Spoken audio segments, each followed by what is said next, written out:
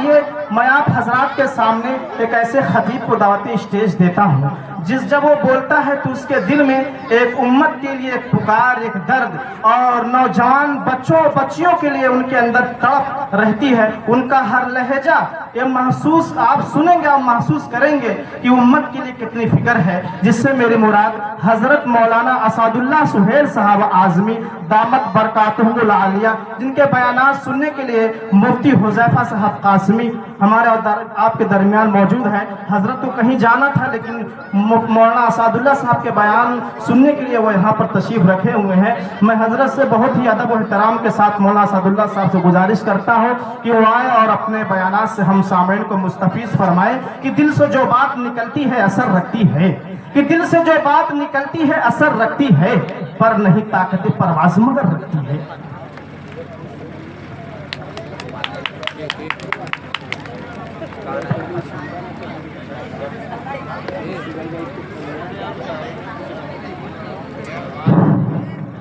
الحمد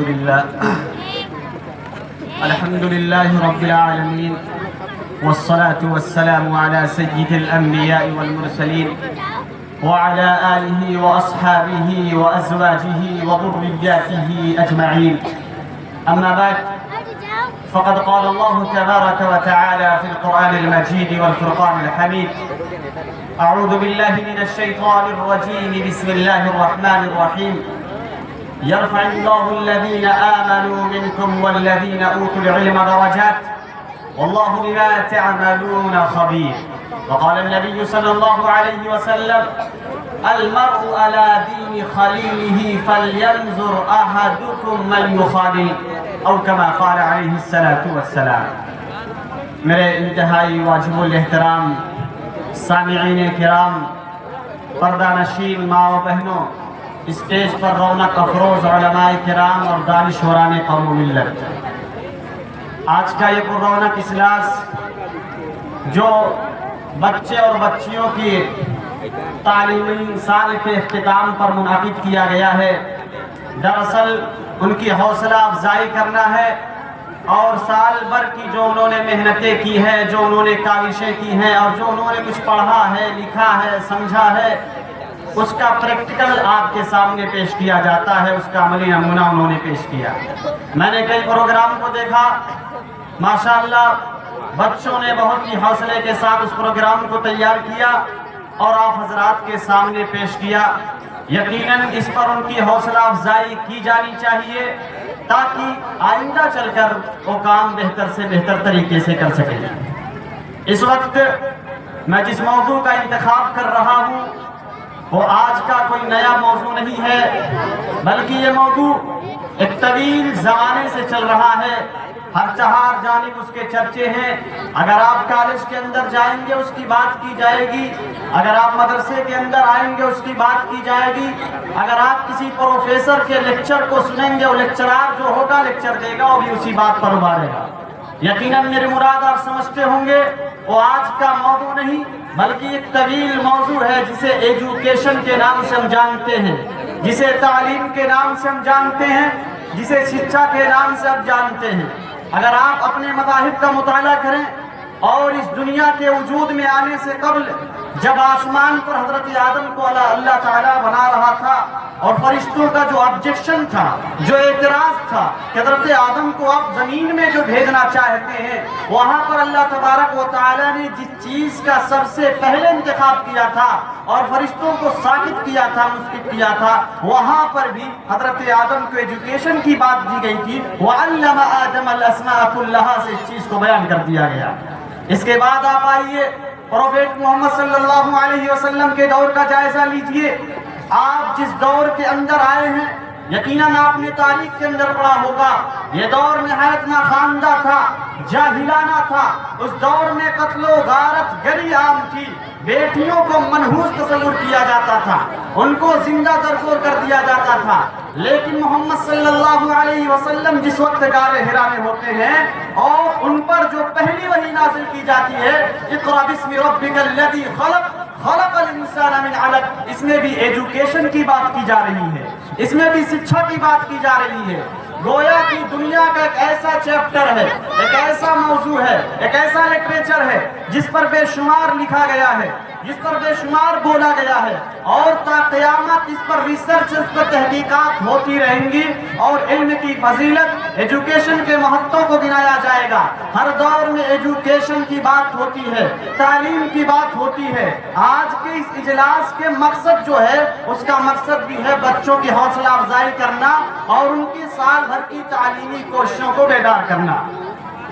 تو بہرحال میں عرض کر رہا تھا، ہمارا دین کے آغاز میں کیا کہا گیا؟ ہمارے دین کے آغاز میں اقرأ باسم ربک الذی خلق، پڑھو اپنے رب کے نام سے جس نے آپ کو پیدا کیا ہے، جس نے وجود کو بخشا ہے۔ اگر آپ قرآن کریم کی اسٹڈی کریں، قرآن کریم کا مطالعہ کریں، تو قرآن نے کہا ہے کہ یرفع اللہ الذین آمنوا منکم والذین اوتوا العلم درجات واللہ بما تعملون خبیر، کہ اللہ تبارک و تعالی مرتبے کو بلند کرتا ہے جو ایجوکیشن والے ہیں، جو تعلیم یافتہ ہے، اللہ تعالیٰ ان کو مقام پر دیکھنا چاہتا ہے۔ اسی طریقے سے ہمیں اور آپ کو سمجھانے کے انداز میں قرآن نے دوسری جگہ کہا قُلْ هَلْ يَسْتَوِي الَّذِينَ يَعْلَمُونَ وَالَّذِينَ لَا يَعْلَمُونَ، کیا وہ لوگ برابر ہو سکتے ہیں جو ایجوکیشن والے ہیں؟ کیا وہ لوگ نہیں برابر ہو سکتے؟ ظاہر سی بات آپ کہیں گے کہ ایجوکیشن والے اور نان ایجوکیشن والے برابر نہیں ہو سکتے۔ ایک معاشرہ، ایک سوسائٹی، ایک سماج جو پڑھی ہوئی ہے، ظاہر سی بات ہے دوسرے سماج، دوسری سوسائٹی سے ان پڑھ ہوگی۔ میں یہ کہہ رہا ہوں کہ ایجوکیشن پر بات بے شمار ہوگی، ایجوکیشن کے فضائل آپ کو گنائے جائیں گے، لیکن تعلیم کے ساتھ ساتھ جس چیز کی سب سے زیادہ ضرورت ہے وہ ہے ٹریننگ، وہ ہے تربیت۔ تعلیم اگر ہوگی، تعلیم کے ساتھ اگر تربیت نہیں ہے تو معاشرہ اور سوسائٹی اور قوم میں سمجھتا ہوں کہ ناخواندہ تصور کی جائے گی۔ چونکہ آپ لاکھ پڑھ لیں، آپ لاکھ تعلیم حاصل کر لیں، لیکن بڑوں کا آدر آپ کرنا نہ جانیں، چھوٹوں سے پیار و محبت سے ملنا آپ نہ جانیں، اپنے ہم اثروں سے کیسے گفتگو کی جاتی ہے، چاہے میری ماں ہو، چاہے میری بہن ہو، چاہے میرا چھوٹا بھائی ہو یا میرا بڑا بھائی ہو، یہاں پر موجود ہر شخص سے میں یہ کہوں گا کہ سب سے پہلے اپنے آپ پر توجہ دی جائے، اپنے آپ کو بنانے کی فکر کی جائے۔ جلسے بے شمار ہوتے ہیں، کانفرنس بے شمار ہوتی ہے، تقریریں بے شمار ہوتی ہیں، کرنے والے کرتے ہیں، سننے والے سنتے ہیں، لیکن عمل کی نیت ہمارے اندر نہیں پیدا ہوگی تو میں سمجھتا ہوں کہ ہمارا یہ معاملہ بے سود ہوگا۔ اس لیے اپنی شخصیت پر نکھارنے کی ضرورت ہے۔ جو ماں بہن بیٹی یہاں پر آئی ہے، میں نے ایک حدیث آپ کے سامنے پیش کیا جس میں اللہ کے رسول صلی اللہ علیہ وسلم نے فرمایا المرء علی دین خلیلہ، ہر انسان اپنے دوست کے دین پر ہوتا ہے۔ فَلْيَنْظُرْ أَحَدُكُمْ مَنْ يُخَالِلُ، تو چاہیے کہ دیکھو کس سے دوستی کر رہا ہے، جس سے آپ دوستی کر رہے ہیں سماج و معاشرے سوسائٹی میں اس کی کیا حیثیت ہے، اس کا کیریکٹر کیسا ہے۔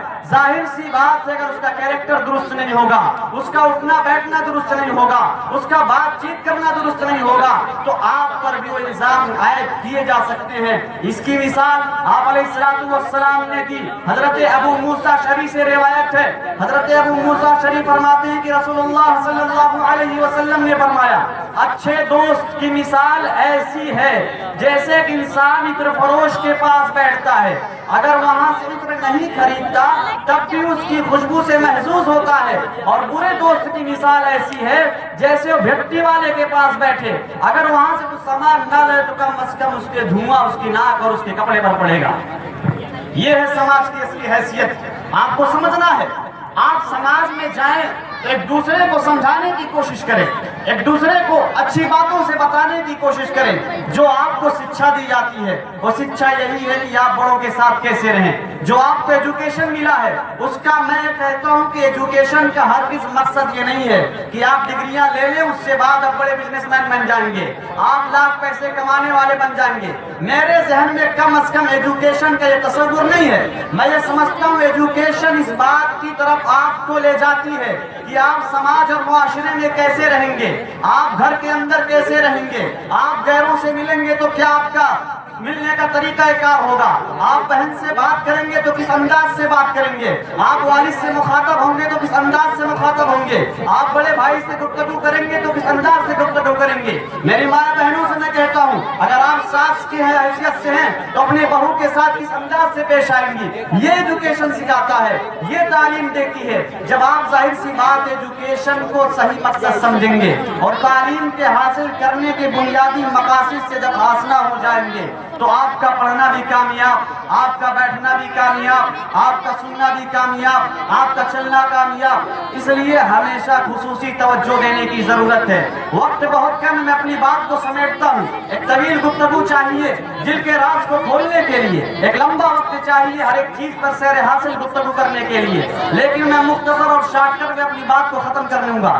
میں عرض کر رہا ہوں، ان میں سے بہت سارے ماں اور بہنیں آئی ہوں گی جو گارجین کی حیثیت سے ہوں گے، بہت سارے والدین آئے ہوں گے جو گارجین کی حیثیت سے ہوں گے۔ یقیناً انہوں نے اپنے بچوں کی یہاں پر کارکردگی دیکھا اور حافظ وسیم صاحب نے جس چیز کے لیے ان کو بلایا اس کے صحیح مقصد کو سمجھ چکے ہوں گے۔ تو آپ اپنے بچے کو ایک اچھا انسان دیکھنا چاہتے ہیں، ایک بہترین انسان دیکھنا چاہتے ہیں تو اپنے دل میں یہ درد پیدا کرنے کی ضرورت ہے کہ اپنے بچے کو صحیح تعلیم دلائیں گے، صحیح تعلیم کے ساتھ ساتھ ان کی صحیح ٹریننگ بھی کریں گے، ان کی صحیح تربیت بھی کریں گے تاکہ وہ سماج اور سوسائٹی اور معاشرے جہاں کہیں بھی جائے اور روشن ہو۔ یاد رکھیے آج کے حالات بہت تیزی سے بدل سکتے ہیں، سوشل میڈیا کا دور ہے، ہر وقت خرافاتیں ہمارے ذہن پر آ رہی ہیں، ہمارا وقت ایجوکیشن سے ہٹتا ہے، ہمارا وقت تعلیم سے ہٹتا ہے، ہم اپنے مذہب اور انسانیت سے بہت دور جا رہے ہیں۔ میں کئی گاؤں میں گیا ہوں، ادھر چند سالوں کے اندر میں 3-4 گاؤں میں ایسے گیا ہوں جہاں لوگ اپنے دین دھرم سے ناواقف ہیں۔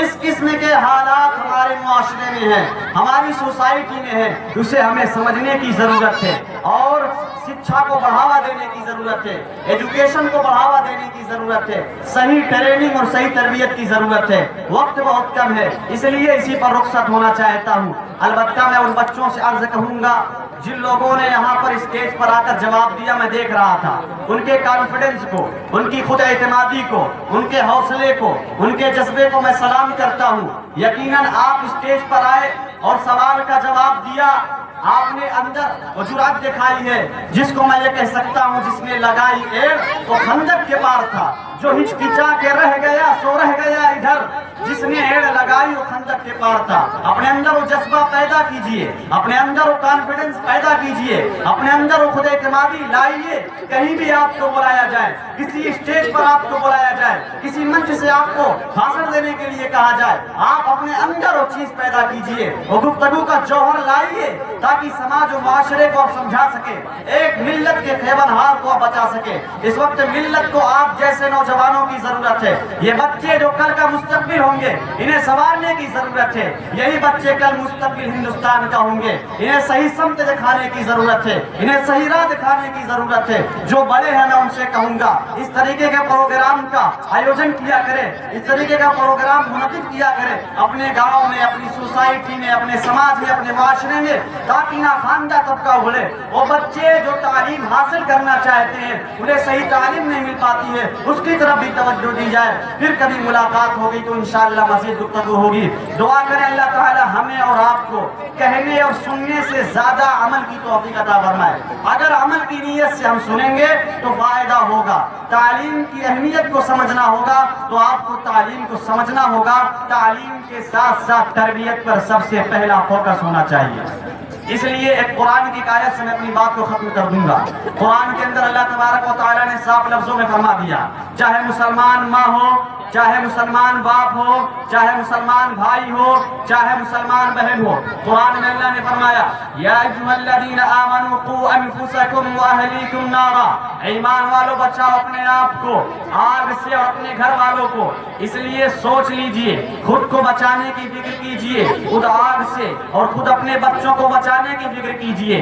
حدیث میں اس کے مفہوم کو یوں واضح کر دیا گیا، کلکم راع وکلکم مسئول عن رعیتہ، ہر شخص محافظ ہے، ہر شخص نگہبان ہے، ہر شخص کے اس سے نگہبان سے تعلق سے پوچھا جائے گا۔ اگر ماں ہے تو بیٹی کے تعلق سے پوچھا جائے گا کہ یہ بیٹی غلط کاموں میں کیوں پڑی، یہ بیٹی سماج کے ان کاموں میں کیوں پڑی جو غلط تھا۔